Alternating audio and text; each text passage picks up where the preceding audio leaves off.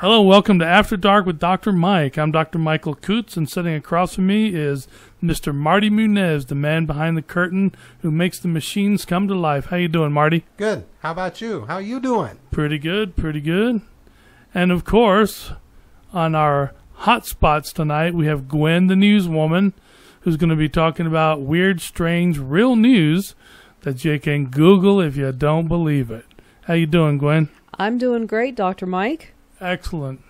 So what do you got for us tonight? Well, has that song, wasn't it a rap song, like Dollar Dollar Bill? Yes. It Okay. was Wycliffe Jean and Akon, and so it's a good song. I knew you would know. Only a dollar dollar bill, y'all. Associated Press, crime blotter item comes from Wisconsin's Appleton Post-Crescent, which reports that police had to break up a nasty hair-pulling fight between two dancers at an exotic dance club over who should get a customer's tip. Bad. The tip was all of $1. Worse, one of the exotic dancers was pregnant. Wow, that defies comment on my part. I have nothing. Marty? I think it's free entertainment. Okay. Because it's places like that to where you can walk in and have people do the most interesting things for $1 that you could never get them to do anywhere else for the same amount of money. You know, they probably, I bet the name of this club, underground name is Quarter Slots. Quarter slots? Oh, my God. Oh, that was too ripe for the picking. That was Okay. nasty. Thai mother allegedly eats sons.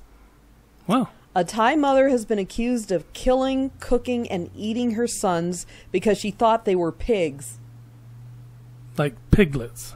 Well, Pigs. yeah. Hogs. Yeah, but a lot of kids eat like pigs. No need to kill them and eat them. Oh, my God. My goodness. The Bangkok Post reports this. Hallucinations may have played a role in the tragic crime. You think? Police received a complaint last week that the woman, a member of the Musur Hill tribe in Thailand's northernmost district of Chiang Mai, Mai Au, allegedly butchered her two sons, ages 1 and 5. Oh, that's just wrong. And proceeded to cook and eat them. According to the Bangkok Post, law enforcement officials allegedly found the woman asleep with several body parts strewn around her. Later, they reportedly learned she had been treated for mental illness since 2007. Wow. The previous report from the Bangkok Post said that the woman stopped taking her medicine 1 or 2 months ago. A hospital report said the woman suffered from hallucinations and thought someone was coming to hurt her. The news is the latest in a string of reported cases of cannibalism this year. Police busted a cult in Papua New Guinea in July for allegedly eating victims' brains and penises. In April, authorities in northeastern Brazil arrested 3 people for allegedly killing women and making pastries with their flesh. Earlier this year, hallucinations caused by bath salts. Oh, we saw that. Remember? Yes. About the bath salts that They were eating base people. eating attack in Miami. Yeah. So that's the Thai mother. So it's all over. They don't like what's on the menu, so they decide to use their children. Well, you got to take a look at it this way. And that particular part of Thailand is very primitive. I mean, they're just one step above the apes, basically, in the way they live and everything else. But you got to remember that in Thailand, Cambodia, Laos, even to this day in China, Nigeria, and several other places, cannibalism is still legal. And so there are people who practice it, and there are people who do it, and it just kind of carries over into areas where they're not supposed to do it. And so I'm not really totally surprised by that, but I am surprised that if somebody was that mentally ill, they were allowed to be that far out on their own. You know? I mean, yeah, you're mentally ill, you're having hallucinations, you're a danger to yourself and others. Go back to the hills and live in your hut and take your kids too. Why not? Yeah. You know? That's a good point. Better than chickens. Oh, jeez.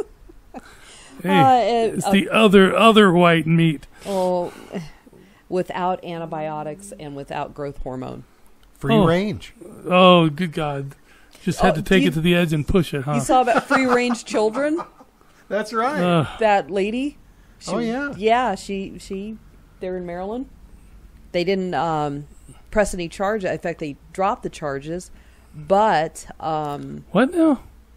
Free range children in Maryland? free range children, yes. Okay. This husband and her wife, this husband and his wife sat there and let their kids walk about a mile from the neighborhood park home on their own. That's a long way for a And kid. they were reported to, I think, Child Protective Services. Yep, that's right. And they sat there and they went ahead and I don't know if the kids were removed, but they opened an investigation saying that they thought it was, in this day and age, they felt that it was negligent parenting to allow, and the children were, I think, now 6 and 11, I believe. And when this happened was like a year or so ago. So they were not say both of them were pretty young, but still, it kind of makes you think, in this dangerous time, would it be okay to let your children sit there and, you all are looking at me. No, I'm just thinking about, when I was a kid, I had to walk 10 miles to school, and it was Yes. uphill both ways. Yes. You know? In the dark. Absolutely. To catch the bus. Yeah, No lights. absolutely. And it wouldn't have been considered neglect at all. That was something, it was very usual. In fact, they even had a term for kids that would do that because, both parents worked and things like that. They were called latchkey kids. Right. Yep. It was that common and it was socially acceptable. And, here's my question. My question is this. Is it really more dangerous now than it was then, or are the incidents more reported because there's an agenda? Absolutely. I agree with you. Because, you talk about kids being molested and these weird-ass pedophiles and freaks out there. They've always been around. They've always been around.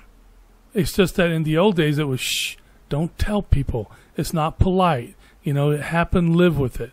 We were talking yesterday about an individual who's considered one of the most prolific serial killers in the history of America. It was 1858. He built a hotel, 60 rooms. People checked in, never checked out. Finally, the police and other people got suspicious. They went in. He had killed and eaten at least 170 people. Wow. They found the remains in the basement. He used their skins for covers on chairs, on lamps, and other types of things like that. And you never even hear about this guy. And they say he was like absolutely beyond the pale of human imagining horror. But in those days, it was like, yeah, he built a hotel and he killed 170 people, and they checked in and never checked out. But shh, it's going to make us look bad. We don't discuss it. The only people who even study it or talk about it now is FBI, Secret Service, other law enforcement, when they study serial killers. But you would never know it. But yeah, I think things are more reported now. I think things are more talked about now. Just this morning when I was outside throwing up on a little bush after this continuous nonstop reporting on Bruce Jenner. No, I was thinking about what? Who? What's the name? Oh my God! Don't make me say it. Put a vice grip on my nuts. I'm not going to say it. That's what they need to do to him. But you're talking about Caitlyn Jenner. Yes. Caitlyn Jenner. With a C. I'm not sorry. a K. Sorry, poor Marty. C, not a K. Mm-hmm. And not a few other things too. Okay, what do you got next there? Let's see. We can do cat used for prison break. Ooh, cool. Or guilty crack. No, let's hear about the cat. The cat? Okay. San Paulo's Associated Press. Guards thought there was something suspicious about a little white cat slipping through a prison gate in northeastern Brazil. Yeah. A prison official says they caught the cat slipping through a prison gate, and that when they caught the animal, they found a cell phone, drills, small saws, and other contraband taped to its body. Alagoas State Prison spokeswoman says that the cat was caught at the medium security prison in the city of Arapiraca, Brazil. Just say Arapiraca real quick. No one Yeah, There Brazil. The O Estado de São Paulo newspaper reported that all the prisoners, 263 inmates, are suspects in the smuggling attempt, though it says a prison spokesman said it will be hard to discover who is responsible since cats don't speak. Oh, that's true. I don't know. In Brazil, they have some techniques. They can make him speak. Well, I think what they would do is they would frame someone. Yeah. And it'd be easy because all you have to do is just, get out the can of tuna and, throw it on the person that you want to frame for it and then let the cat loose and go, see, look, the cat's going to him. Yeah. See, it's him. It's there you him. go. I personally think it's a dog framing the cat. Right. Dog framing a cat. Yeah, dogs. Do you think the cat was actually arrested? I don't. It didn't say in the article, so it'd be difficult for me to put 2 and 2 together and come up with 4. I can't do that anyway, so go ahead. Well, they probably did lock up, maybe at the animal shelter. You think? Perhaps. Until he turned. Unless it was TSA, then every prisoner would be out. So it's all good. But I could see the cat going, hey, that's not mine. Yeah. That stuff's not mine. What? What? Meow, meow, not mine. Oh, Lord have mercy. Okay, we'll go to Guilty Crack. By Sun News staff. Cleveland Heights. A man who spent $300 to buy crack cocaine apparently had a change of mind and called the police after smoking more than half his purchase. Cleveland Heights police received a call in the morning from the man who said he had about $100 worth of crack remaining and he wanted to give it to the police. The police took the man to University Hospital for a psychiatric evaluation. The man agreed to be taken to the hospital. Imagine after smoking that much crack, yeah, I'd want to go to the hospital too, especially if it got to the point where he wanted to give up what he had left.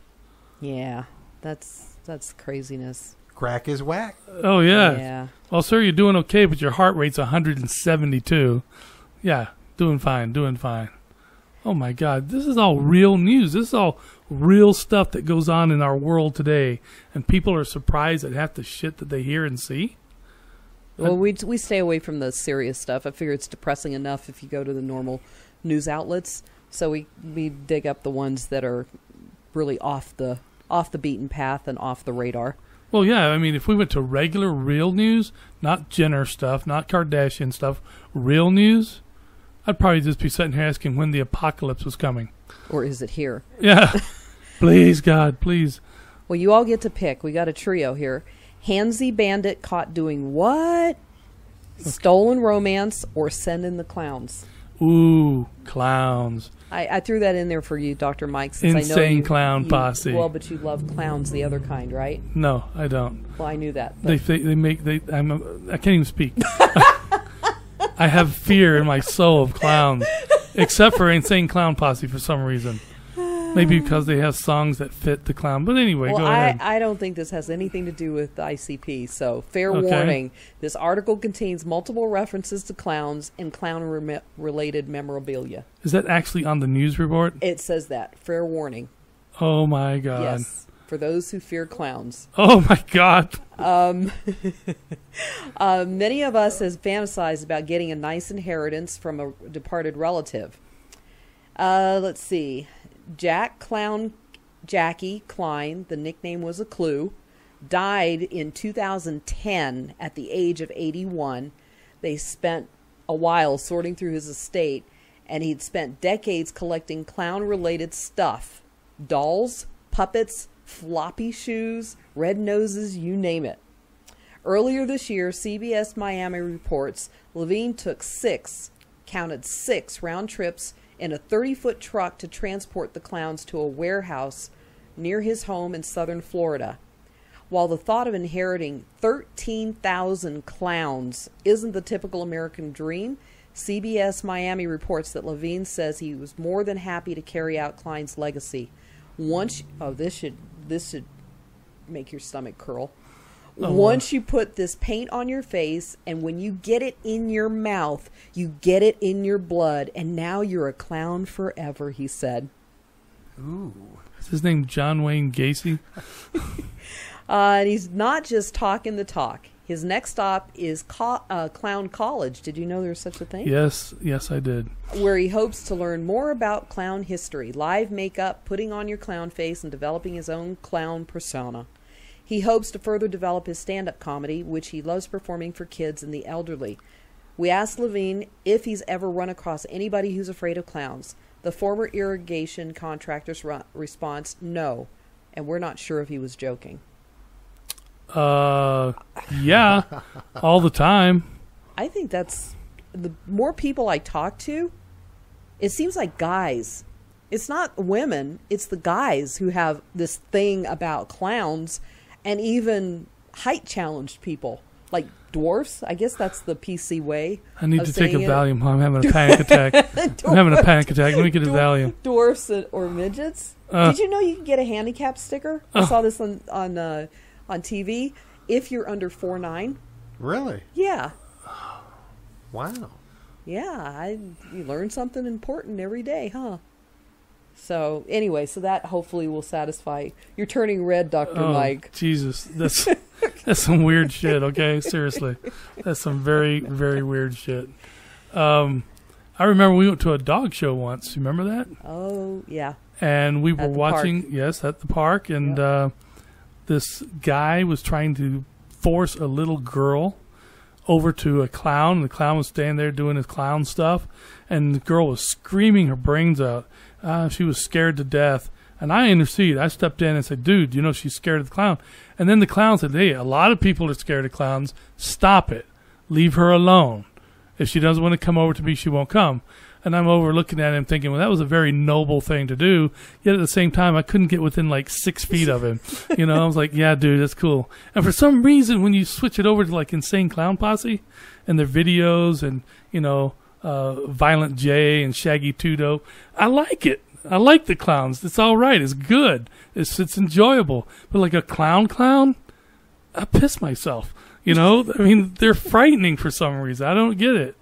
You know, I'd rather be hooked up with a bunch of juggalos and juggalettes and Insane Clown Posse types than a normal John Wayne Gacy looking clown. You know what I'm saying? Yeah, you're both just looking at me like I just lost half my brain to an ant or okay, whatever. Well, you said John Wayne Gacy as he's the example of a normal clown. Yeah, he is. I mean, look at how many... Yeah, that's true. Look at the one in Colorado Springs. He was a Shriner clown, got arrested for having sex with an 8-year-old girl and a 4-year-old girl and molesting a 6-year-old boy and was sentenced to 40... And he was a normal clown, you know? Everybody loved him, and he was a pedophile freak. Well, I don't know. I'm not saying all clowns are by any stretch of the imagination. I'm just saying some are, and they scare me. Well, you know, I hate to be the bearer of bad news. Is there a clown in here? Actually, you know, the couple that was just arrested in Pueblo. Oh, no. They are part of a group on Facebook. And someone had posted on the group saying this person that was arrested, and they posted the article, is on this group. And so you could go into Facebook and take a look at their profile. And one of the pictures that the couple had on their profile was them dressed up as ICP. You just had to stick a knife in there, didn't you, dude? Well, it's, you know, should you feel safe? I don't know. I think the clown is the clown. Well, for all intent and purposes, I say any profession, you can be suited up in an expensive, you know, 2-piece get up and a tie, and wearing your fancy shoes, and you can be doing dog stuff behind, you know. See, oh, yeah. There are bad apples in every. That's true. Every hobby, every profession, every career. I mean, so I guess at this point, we'll probably leave the clowns alone, because I don't think there's a higher percentage of weirdness going in clowns. I think you just don't really, really like them. You got Hey, no comments. No comments. Okay. Oh, Jesus. Well, do you want? Let's go to either. Yeah, leave us on a better note, even if it's grosser. Leave us on a better note. Okay. Let's see. I've got Hansy Bandit caught doing what? There's There's a Canadian IKEA monkey. Oh. Ooh. You want IKEA monkey. That's Or almost you better have a- than a trunk monkey. So you want the Canadians? Okay, Canada's IKEA monkey. What? Is there anything better than a trunk monkey? Not really. Trunk monkeys are awesome. Oh, yeah. That is one of the best commercials on the planet. Well, there's I like don't 11 care. commercials now. Yeah. The paramedic trunk monkey, the shotgun toting trunk monkey, the date protection trunk monkey, and then the car thief trunk monkey, where the guy steals the car and the trunk monkey beats him with a pipe, throws him off a bridge into a running river, and then looks down to make sure he's dead, then drives the car back to the owner. I mean, I laughed my fucking ass off. Okay? It was fantastic. Trunk monkeys are wonderful, but an IKEA monkey, they can make all your freaking furniture, dude. Oh, that's true. Tell us about the That's true. IKEA monkey. I want one. Okay, this is about Darwin. And this is Reuters from Oshawa, Canada. And Canada's most famous monkey will not be donning his tiny Santa suit with his adoptive family this year after a judge ruled that the primate should stay at an animal sanctuary until at least a month or so. Another hearing is set for later. Darwin, a rhesus macaque monkey, Yeah, they're pretty Shot- small, kind of cute. shot to social media fame after he was videotaped scurrying around an IKEA store parking lot in Ontario, clad in a fake shearling coat and a diaper. He was later captured by animal control officers. Monkeys are not legal pets in Ontario or Toronto, so authorities moved Darwin to a sanctuary near Oshawa, about an hour outside Toronto. The monkey's owner, I'm not even going to try, a real estate lawyer, then launched a court bid to try to get him back. In a statement of claim, said she was coerced into surrendering her monkey under the threat of criminal charges and told she would not be allowed to see him unless she cooperated. The young monkey escaped from an animal crate in a parked car as his owners shopped at IKEA. The monkey became an instant internet sensation, complete with his own Twitter account. So his owner, this real estate lawyer, posted videos on YouTube showing the monkey brushing his teeth. He was dressed up for Halloween also. She told local media that she has a Santa suit for him to wear at Christmas time, and for New Year's, when it comes around, he has a bow tie. So he's a fussied up, spoiled I think it's monkey. awesome. I mean, I really do. I mean, monkeys are smart, and they're pretty cool. To end, I guess, the hot spots for tonight, just before we came over here, and Marty set up, I was looking at Facebook, and somebody who has goats, so lots of goats, pet goats, apparently went to their goat barn or goat yard or whatever it is, goat house, this morning and found almost all of the goats dressed in footy pajamas, covering their entire bodies, and including, with the exception of the head, but their tails were sticking out, their heads were sticking out, and the goats were playing and having fun and jumping around on bales of hay, but they were all wearing different colored, different style footy pajamas. Not sure exactly who did it. But adorable. It's like in what was it, Kenya?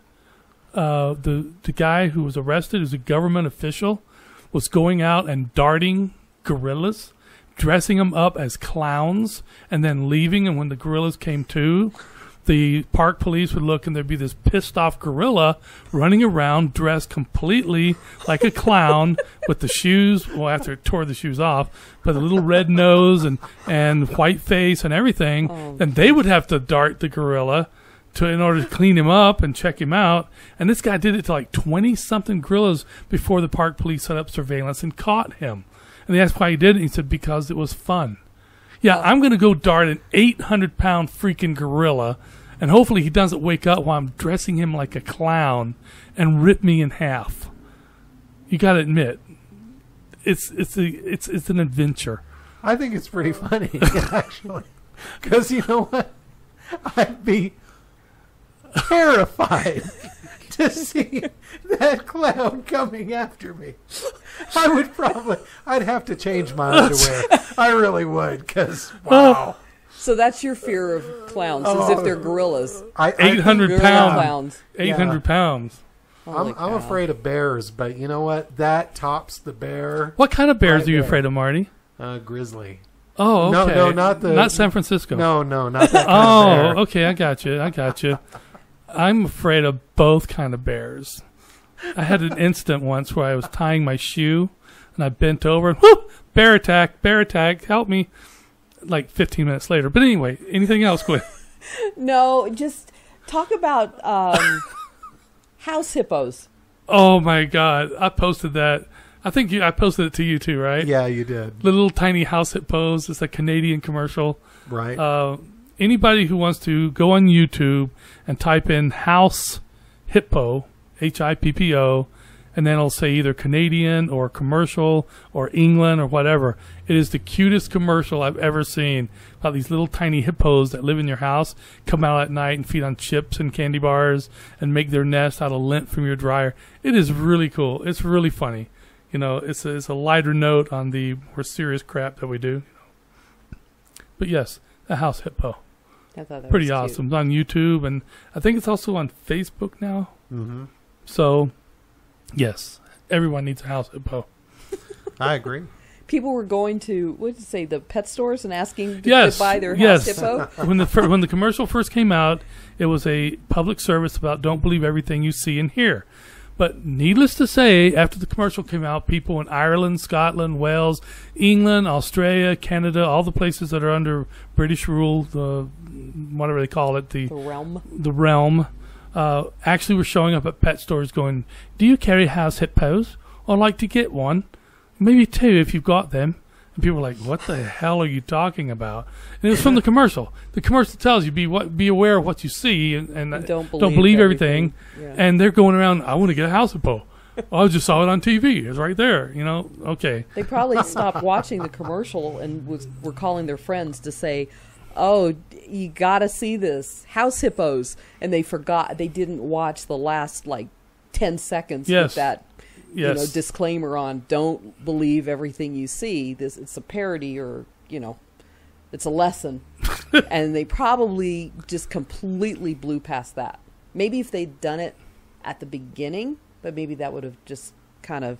No, as soon as you know it's a PSA, you're not going to watch it. It could be about freaking spontaneous combustion of a new automobile, and you go, I don't want to see this shit, and move on to something else. Yeah.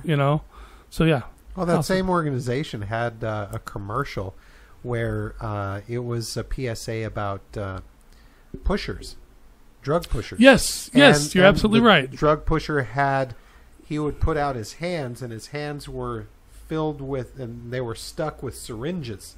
So these needles were sticking in his hands. Mm-hmm. And then at the very end of the commercial, he takes off his sunglasses, and his eyes are all weird. You try to get two kids to take it, and they wouldn't. Yes, it's true. They have some weird commercials, but they're funny. Very trippy. Very trippy. It sounds like the house hippos. Since I'm an animal lover, the house hippo's the way to go. Yeah, that's the best one by it's far. It's a cute one. By far. Well, speaking of trippy and weird, strange, bizarre, let's continue our conversation that we started, I think, last time about the God molecule, the spirit molecule, because I read some of the stuff that you pointed out to me. And this stuff's been around for 10,000 years. Absolutely. And now they're doing, it's like major universities are doing studies on it. The Department of Defense is doing different studies on it. And it's, you know the proper name for it. It's DMO.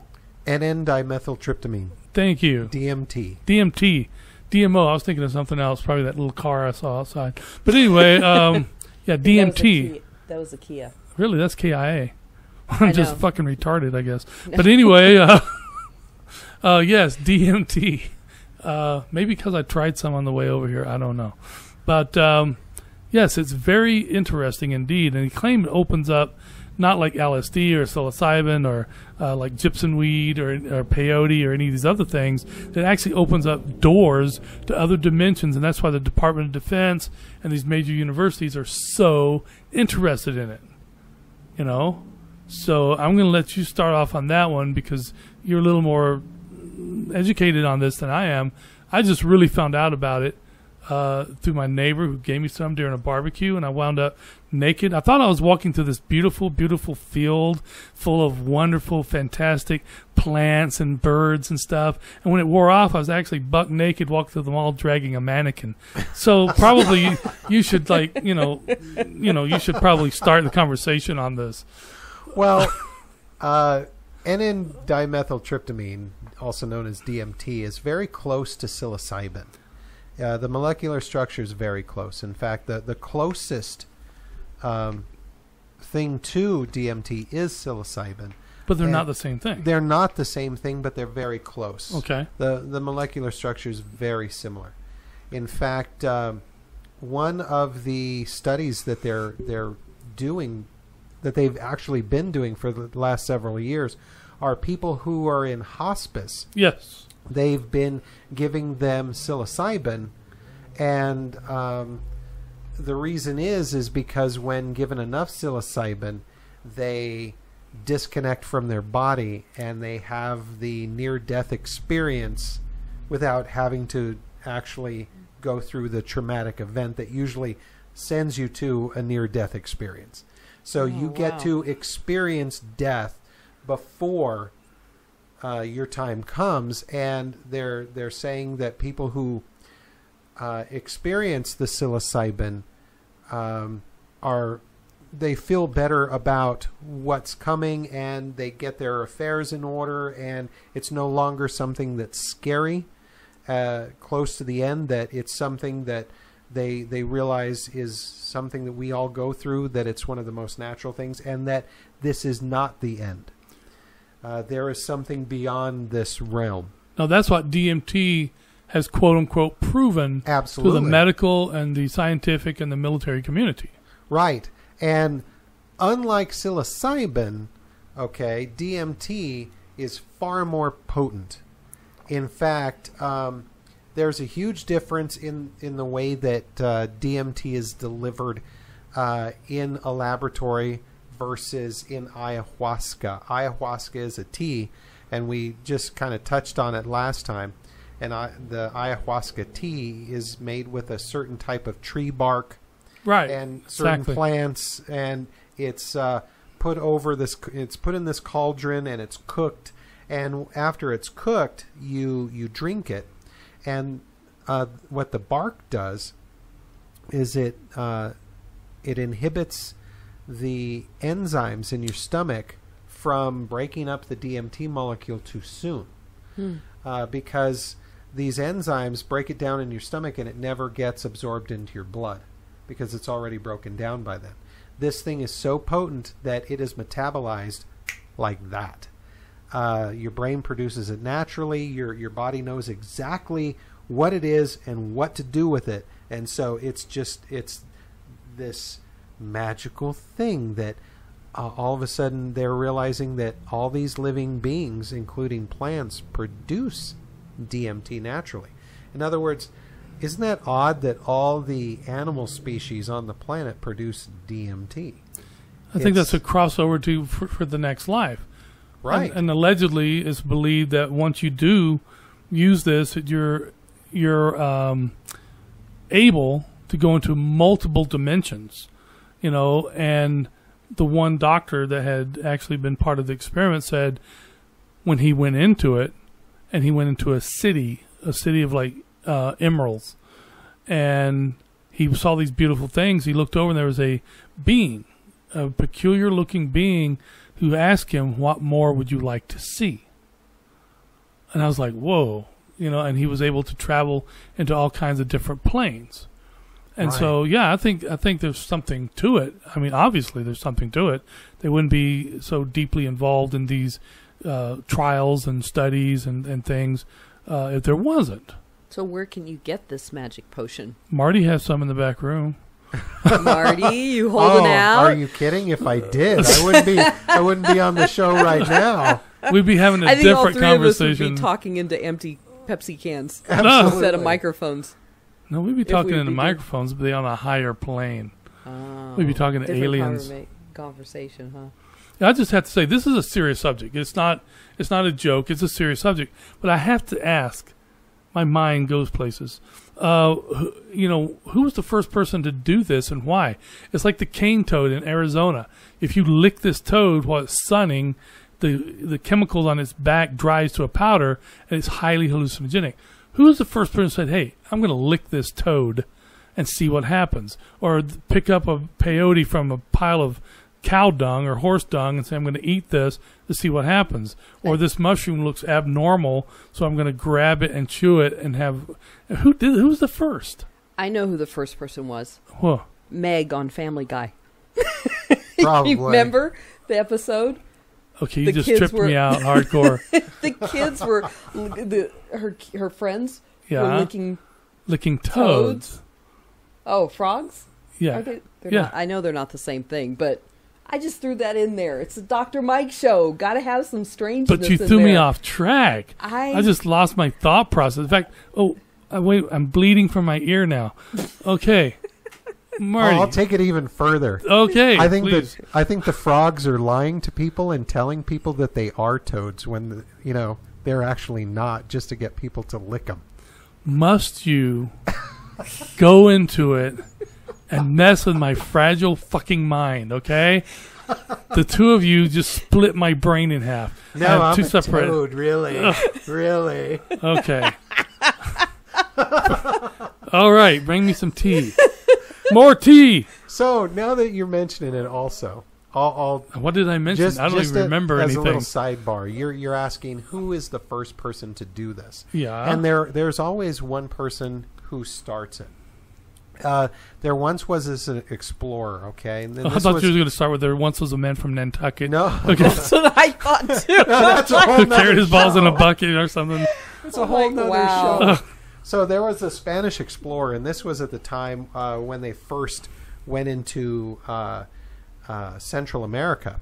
And so they're looking for a passageway from the Atlantic Ocean, the Atlantic side, over to the Pacific side. They're looking for this way. They're looking for the shortcut, this pathway. And this explorer and his team got lost.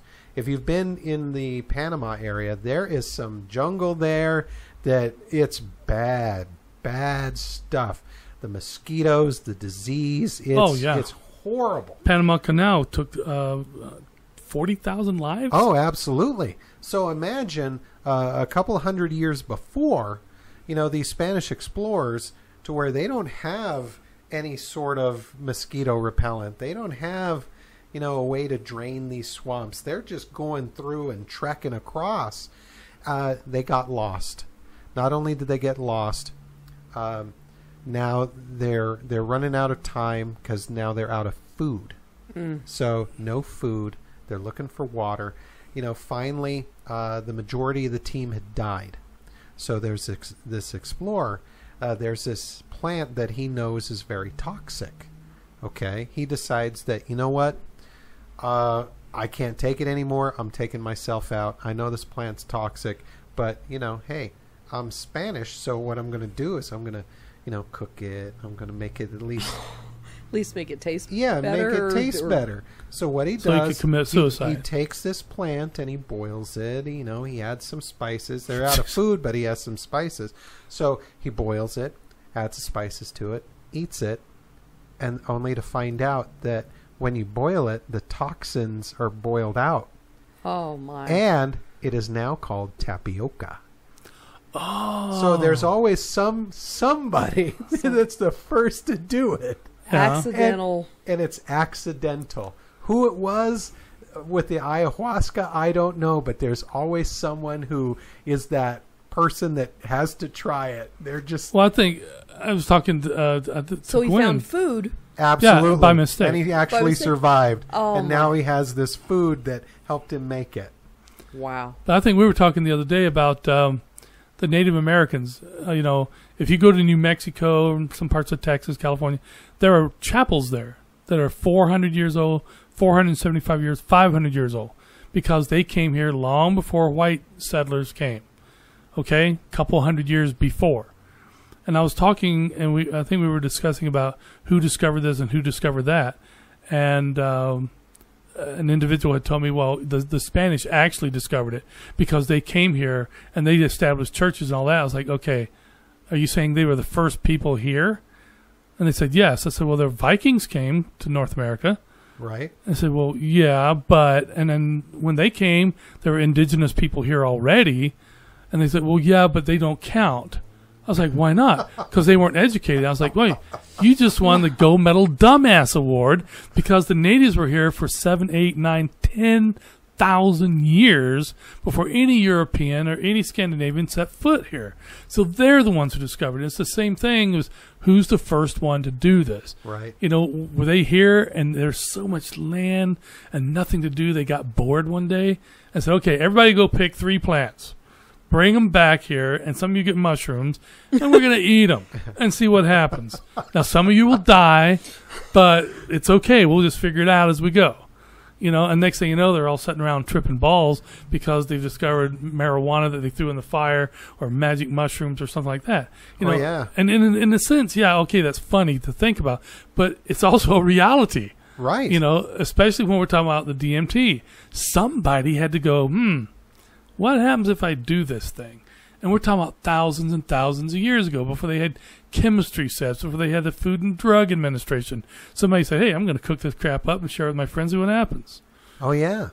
So much to where it becomes a ritual because it enriches your life and it somehow shows you your place in the universe, that you are connected not only to all other human beings, but you're connected to all the other life forms on the planet. You're connected to all the plants on the planet. And you are actually connected to the planet itself. You're connected to everything there is. Mm-hmm. And you go, whoa. You mean me showing up to work at 8 o'clock on Monday is bullshit? And you go, yeah, it is. It is. Yeah. Wow. But you do open yourself up to, I mean, people don't understand that plants are living creatures. Yes. They are just as living as we are. Bacteria, viruses, germs, soil, it's all a living entity. It's all part of a living circle, and it all plays a part. Absolutely. You know, who was it the other day, the politician on TV said, oh, we have global warming and people are complaining about carbon dioxide. Well, go ask a tree if it's bothered by carbon dioxide. Number one retarded statement I've heard in years on TV, okay? But it's true. They breathe carbon dioxide. We breathe oxygen. They breathe out oxygen, and we, et cetera, et cetera. But to make a statement like that, I just had to throw that in. It's like, just shows how stupid human beings are sometimes. Are you a tree hater?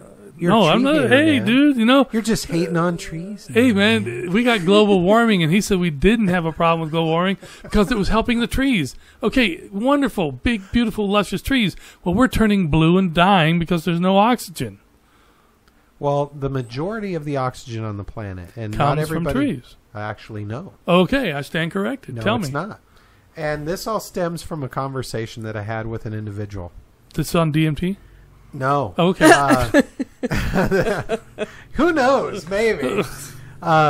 His name was Ted, and Ted told me, he says, you know what, you're this, you think that this spirituality thing it's really important, and he goes, you know what, we're not important at all. We're not important one little bit. In fact, we are so insignificant. We are as insignificant as bacteria. And I just looked at him, and you know, you say you have the Dumbass Award? Yeah. Well, I gave him the Dumbass Award because if we are insignificant as bacteria, one of the most significant bacterium on the planet is called cyanobacteria, also known as blue-green algae, which produces 90% of the oxygen on planet Earth. Well, not only that, certain bacteria has changed history. I read a book when I was in college called Plagues and Peoples. It talks about how simple bacteria, and in some cases simple viruses, changed entire kingdoms, entire outcomes of wars. Oh, absolutely. And all that. So that's a very ignorant statement to make. Exactly. Insignificant as bacteria. And in the end, we are all connected. We are all in this together. And that's what's so interesting about the science that's coming out about DMT, about their exploration, because for the first time, science and spirituality is coming together. And that's one of the things that they did not expect.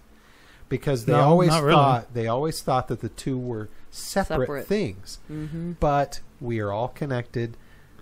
Spirituality and science is connected. They're the same thing. It's all together. But what I was going for, now that I'm thinking about it again, in the lab, they inject you Yes. with DMT. Yes. Okay, so that it goes straight to your bloodstream. And they were talking about that is the equivalent of, getting shot out of a plane with the ejection seat, to where it's this pow, and it's this immediate, almost kind of violent thing. It puts you in there. You're in an ejection seat in your body, and then poof, you're in this other place. So seriously, where can you get this? Is it available? I mean, are they testing it? Well, you can go to South America and participate in rituals in you Central don't even South have to America. go that far. Well, I'm saying that's the safest way, I guess. There's a place here. There's a religion. In fact, I think the closest place that you can go to is in Santa Fe, I believe. It's either Santa Fe or Albuquerque. And when you go there, you can participate in the DMT ritual when you're a member of the religion. And that's because you have to be a member of the church in order to be legally able to do it. That's right. Absolutely. And there will be a shaman there that will help you through this process. And the ayahuasca, which is the oldest way and which the shaman have known about for hundreds of thousands of years, there's a difference between the ayahuasca and injecting it. The injection is like this, this ejection seat into this other place, versus the ayahuasca, which slowly, gently carries you into this place. You're gently taken there in this nice little, fluffy cloud, and then at the end of your experience, you're brought back as if floating on a feather back to this realm. And it's amazing. You sound like you're familiar with this, Marty. Well, it's amazing to me because science tries to tell you that they know everything there is to know. They don't know shit. But yet they don't. And so you have these shaman who have been doing this and using this method called ayahuasca. And I can only mention that, I'll say it over and over again, because it's something that if you really want to explore your connection to the universe, ayahuasca is probably something you should endeavor to maybe experience. You'll maybe find some things that you didn't know about, some connections that you have realized have been missing, but you don't know what is missing. Now, it's not for everyone. I'll say that. I'm not going to be all Timothy Leary on you, say, no, you try it. Try it. Just here's a sugar cube. Go for it. And then later go, ooh, maybe that was bad. You're on the outside looking in. Yeah. It's not for everybody. It's not for everybody. Because you will be faced with yourself and with who you are and your connections. Some people can't handle that. Most people want to find out about it and aren't afraid to know who they are and know what it is. To actually look behind the curtain and see the man behind the curtain. And then you come back and you go, oh, well, I'm comfy with that. And, it all makes sense now. And it's wonderful. The only thing I can say is I was in Kingfisher, Oklahoma, during the big Oklahoma disaster. And I was actually in charge of a response team, medical, and all this bunch of stuff when I was in school. And I went to Kingfisher, Oklahoma, and I got hooked up with the Concho Trust Lands. And they are the people called the Turtle People, and they're Native Americans. I think most were Apache. It was a mix because most of the tribes were sent there during the Trail of Tears. So anyway, I was there, and they asked me if I wanted to participate in a peyote ritual.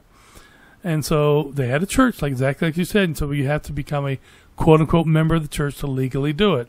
So several of my people and I said, okay, yeah, we'll do it. We were given the white man dose, not the native dose, so it wasn't that strong compared to what they had been doing for years and years, decades and decades. And the only thing I recall from the whole thing is seeing thousands and thousands of turtles walking across like a street, and a couple of them talking to me.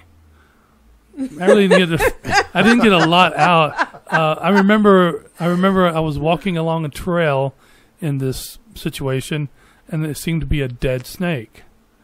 And I walked up to the dead snake, and it turned out to be alive. It was a huge diamondback rattler, and I ran from it. I couldn't face it. But that's pretty much all I remember. You know, I think I had what they call the white man's experience. Right. Kind of fucked up and out of sorts, you know. Did you get anything out of it? No, except turtles talk. You know, turtles can talk. So, oh my but goodness. the DMT, I mean, I'm not sitting here saying, hey, anybody who's listening out there, go ahead and do it. I'm saying it would be something I'd try. Right. You know. And, you know, you don't actually have to drink ayahuasca or get injected with DMT. Does it come in suppository form? Well, it just might, but that's a whole nother experience. There are other ways. Meditation is one of these ways. Yes. People go on fasts, okay? The Native Americans experience this. Some do an awful lot of peyote. Yes. Which puts their body in a state of duress. Yeah. Which at that point their body naturally releases the DMT. Or you go into a sweat lodge. Oh. Your body is put into duress. Major duress. Okay. Your body releases DMT. You go out on a fast. You're putting yourself, you know, some people it takes a while. Some people it's 10 days and they're out there and you know, their body goes into this state to where it's serious duress. And so the DMT is released again. Some people can just sit and, you know, do their little pose and bring themselves into a state to where they can actually release it. But there are many ways to nirvana, as they say. There are many ways to do it. Some people do the ayahuasca. Some people meditate. Some people sweat lodge. Some people peyote. Some people datura. Some people, you know, the list goes on and on. Well, the only thing I can say is if anybody out there is diabetic or hypoglycemic, do not fast. You will be tripping. Right. You will be hallucinating, but it won't be for any good reasons. It's because your body's saying, screw you, I give up, you know, because of the insulin. So if you're diabetic or hypoglycemic, don't fast. Or you have any other major. Well, that's check with true. Your doctor. Yeah. Hey, doc. We're not recommending anything for anybody. We're just kind of passing on information from and good you sources. Should do it with someone who knows what they're doing, is familiar with the process. You don't want to try this at home. I don't know. Don't tell anybody. Lock your doors. Go in the basement. Shut the door and go for it. Oh, Dr. Mike, Dr. Mike. When they find you, when they find you a month later, you wonderful tales to tell, right? Or the neighbors smell something. One of the two. Tomato. But when you talk about like things like sweat lodge, if you have a bad heart or bad lungs, a pulmonary or cardiac problem, bad news. Don't do it. You know, diabetics and hypoglycemic, don't fast. Everything has a bad point to it. You know, unless you do it like what you were saying. You know, you do it under the guidance of somebody, shaman, tea, something that can take you in easy and bring you out easy. Right. You know, because other times you probably could hallucinate, but it'd be for all the wrong reasons. Well, even in the scientific studies that they did at that university in New Mexico, they actually had a crash cart there at the hospital, and this was done in a hospital. Well, that's when they injected it, though. Yeah, absolutely. Yeah, because your body goes crazy. So, you know, even in their clinical, sterile, controlled environment, even they had the crash cart. So you're messing with something that So what do they do in South America and Central? Do they have like 2 vats with electric eels? And so if you go crash, they get the eels, you know. Well, you know, yeah, I think that there in the Amazon, if you check out early, it was his time. He realized his connectedness to the universe a lot quicker. Carlos Castaneda talked about that, doing gypsum weed and peyote and stuff. He said every time you go, you will go further and further into the spirit world until you won't come back. Oh. And that makes a lot of sense. You know, if there's something there and you can get to it, go to it, visit it, whatever, I'm sure there is a point in time where you say, I'm moving on. Right. You know, I'm not talking about like Scientology, where the guy died. What was his name? This guy who started it. L. Ron Hubbard. He killed over the massive stroke and heart attack. And they said, oh, it was his time to move on to the 11th level. No, he's freaking dead, and he died a horrible way. He didn't move on to any spiritual thing and whatever came after, but it wasn't part of the study program. And when you get to level 11, your heart will explode, your brain will bleed, and we're so happy for you. Yeah. No, he one-upped in Donkey Kong, man. That's what it was. That's what it was. Oh my God, Tom Cruise will be talking about his sons of bitches talking about Scientology. Hey, Tom, I am a living example of Dianetics, okay? But now you got to jump up on the couch and start going, woo! Screw that. Woo! I'm in love. I'm in love. Well, you know what happened? The power outage. He had a power outage where he lived, and the ankle chains came off that girl, and she left him. What was her name? Penelope Cruz. Allegedly. Yeah. Allegedly. Yeah.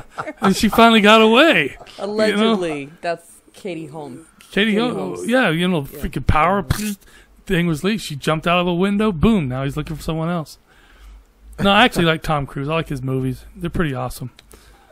We're talking about churches? Yeah, well. Or kind of churches? Well, I just don't want him to beat my ass. With spiritual things? You know? I just saw today that in Indiana, first of its kind anywhere, Church of Marijuana was granted a 501c3 federal IRS tax exemption status. Why didn't I think of that? And they said that they're stunned because it normally takes like 100. It's on the IRS website. It takes 180 days to expect a turnaround, some response from them.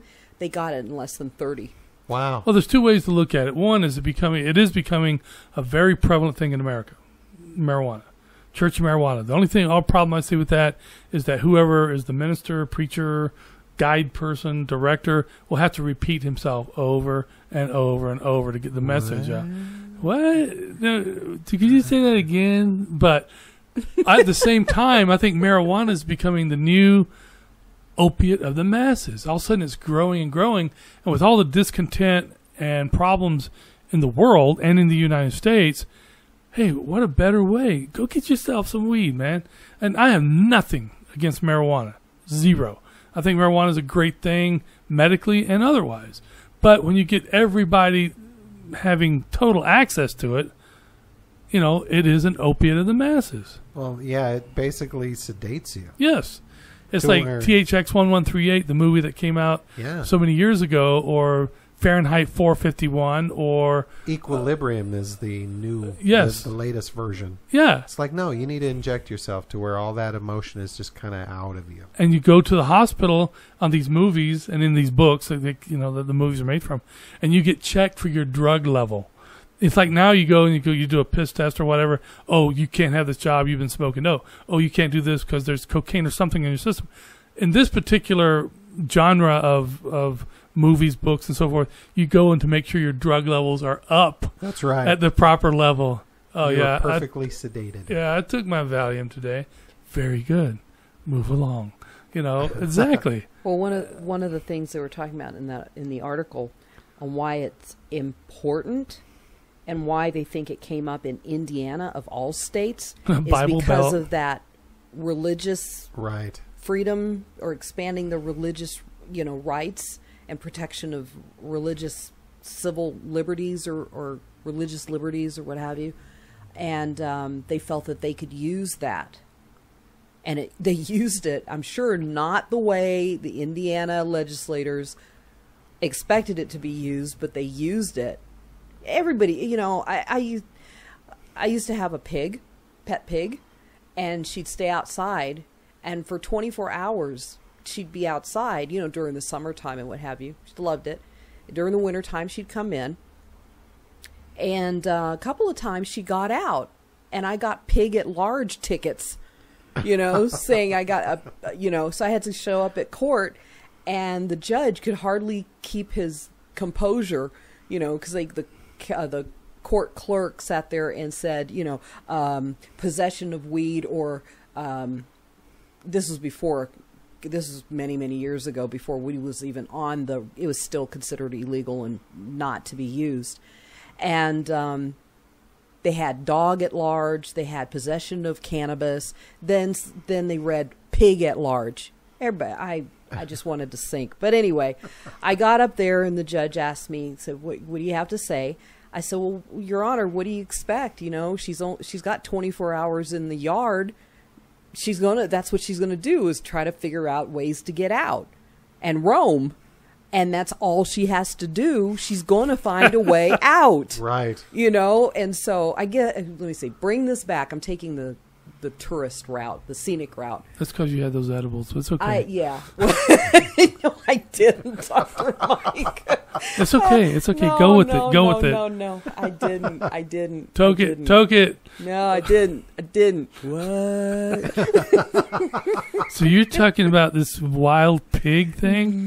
No, wild pig. It's a pig at large. Oh, it's a large pig. Right on. No, man. Marty's not here right now. The pig's not here, man. Here, piggy. I guess what I'm saying is, the Indiana law they passed, for everything you want to control or think you're doing, there's always going to be someone out there that's going to make it their mission to find a way to use it to something that you had no clue that it would open the door to. Well, absolutely, because I want to go to that church, because I understand their bake sales are outrageous. You having a bake sale? Sure. How much do you want? I want to bake hard. You know, come on. Marty's baking again? Oh. I'm not psychic, but, you know, I see a chapter of that religion forming in Colorado very soon. Amen. And the minister shall be called Marty. And Marty did come forth and bring to pounds to the people. And they did smoke and bake one another.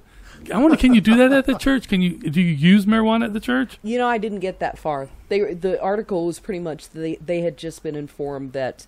Well, if it's a church, I don't see why you couldn't. Well, right, if it's a sacrament. But they better have a bus. That's what they were saying. Yeah. They better have a bus, is... because people won't be driving away from that church.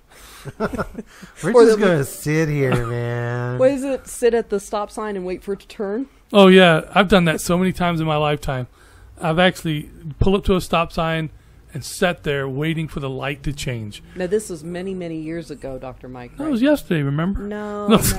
Was it? We were in Denver, remember? No, we weren't. But, and I remember once, I thought I told you about it. I was on a motorcycle, me and some friends had our motorcycles, and we pulled up to a stop sign, and I stopped. I knew what the stop sign was. I didn't put my legs down or anything. This motorcycle just rolled over, you know? And it's embarrassing as hell when you're sitting at a stop sign, you're waiting for it to change, and cops pull up. Or they're across from you. It's like, who's supposed to go first? You know?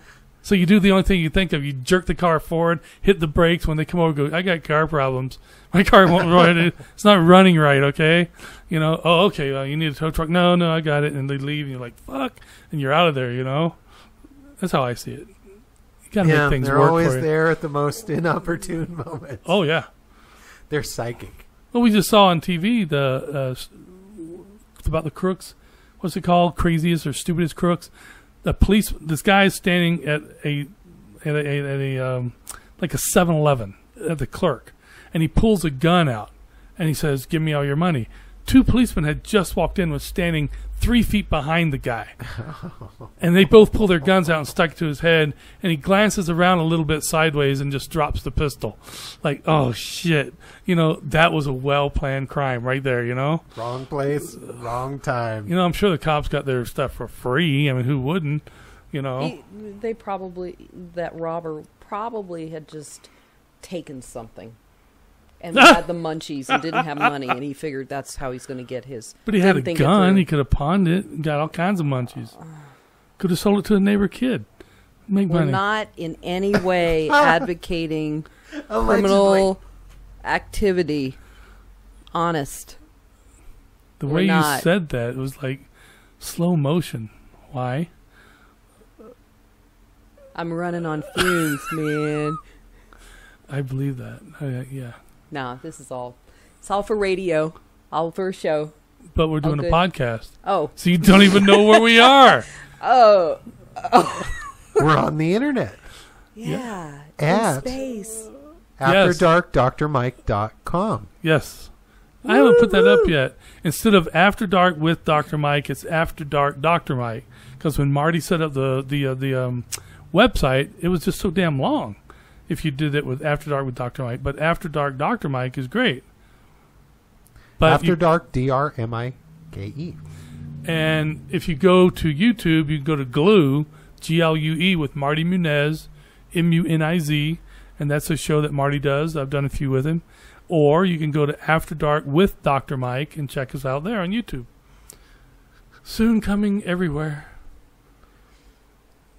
International, man. International. Well, it's already right kind now. of sort of international. But yeah, right now. We need people to go there and like it, watch it, listen to it, so we can get back to where it was when it was on radio. And subscribe. Yes, subscribe. And comment. And comment.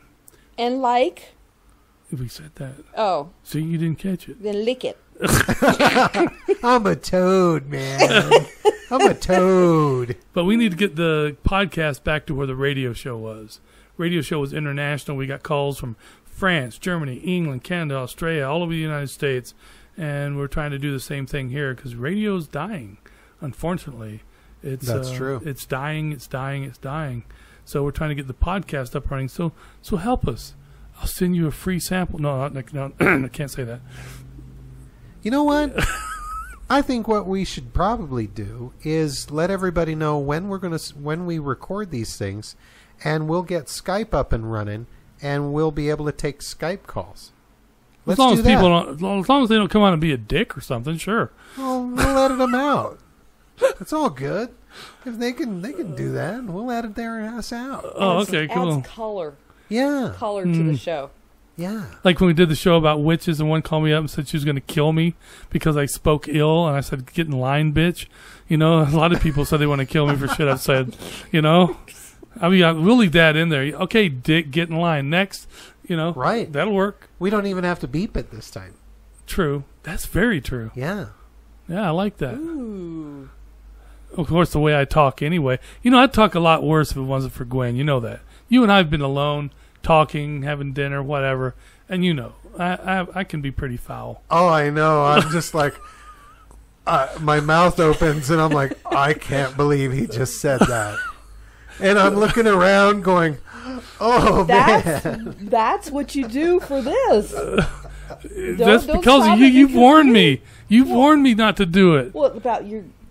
I mean, what the fuck am I fucking supposed to do if you're saying I can't say shit on the air that I fucking want to say? But you just did. No, but I'm just trying to make a point. Your stories and things like that. Don't edit your stories. You talking about like when my neighbor poured cream on the penis and let the cat lick it? Oh, God. Yeah, stuff like that. Oh, okay. Just don't give out the name. Yeah, please. No names, no identifying information. Just tell your stories. You have lived like 20 lifetimes. You that's can't what I'm talking about. You can't deprive the world of that. I was a cop for 10 years. Got hurt, became a doctor, been a doctor for a couple decades. Seen shit, man. I have seen some shit, man. But yeah, can of tuna, can of cream, neighborhood cats. We're talking party time. You know, you can just think about it. Little cat, just licking away. All of a sudden, meow, little eyeball covered up. Got paintbrushed. Penis on the eye. I've never owned a cat, but I've had girlfriends who have owned cats, and when the cat comes up and they're like all over you, and you're stroking them, and not the way you're thinking though. I was just starting to get a boner. I didn't want to get. And so they're like nice, and then they like lick you. Yeah. They like like lick your hand, sandpaper. and it's like sandpaper. Why would you even want that? Oh, because it'd be quick. The effect would be very quick. Oh. Just think about it, like meow, shot in the eye. There you go. Good kitty. It's like sand in your swim trunks. How is that a good thing? Well, think about how about all the people who do their bikini, their swimsuit line with a little flamethrower? Ooh. Just burn it off. I mean, come on. Wow, this is way far off from DMT. No, not really, because you could actually do this shit in a different dimension and come back and tell about it, but not suffer the consequences of it. Right. Both of you are just looking like, what the fuck? An alien just landed or something. I think it has. What the hell? Okay, then. I guess we'll bring it to an end. So be sure to check out AfterDarkDrMike.com, and then After Dark with Dr. Mike on YouTube, and Glue with Marty Munez on YouTube. Okay? And tell your friends, call your neighbors, text them, email them, or share this with them. And if they're not open to that, fucking threaten them. Straight up. Because you never know what you're going to hear on this show. Oh. You just never Don't know what's coming next. I have a friend from Berlin who just wrote me and said he listened to our first 3. He said, you haven't changed at all in 40 years. He goes, I still don't know what the hell's coming out of your mouth. I was like, I should take that as a compliment, I guess. You know? That's a good thing. But I've actually had Marty turn kind of bright red and shake his head. I've had you kind of just look at me and go, just shut it. That was wrong. Just like one thing. What? About the raping of the clowns. That joke? I'm like... That wasn't a joke. It was a reality thing. Oh.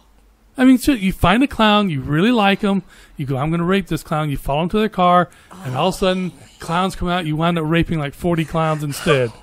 I mean, come on. It happens. It's like going to the circus and getting a hold of an elephant trunk. Okay, never mind. Okay, thanks for listening to After Dark with Dr. Mike. Marty, thank you so much. Like usual, you make it happen. You're in shock, I can tell. Okay. Gwen, thank you for the weird news, the hot spots, if you will. They're all real. They're all true, happening. Yes, sir. News stories that's going on, so check it out. So, Marty, if you can, say goodnight. Hand me a Kleenex so I can wipe my eyes. Good night, everybody. Good night. Bye. What?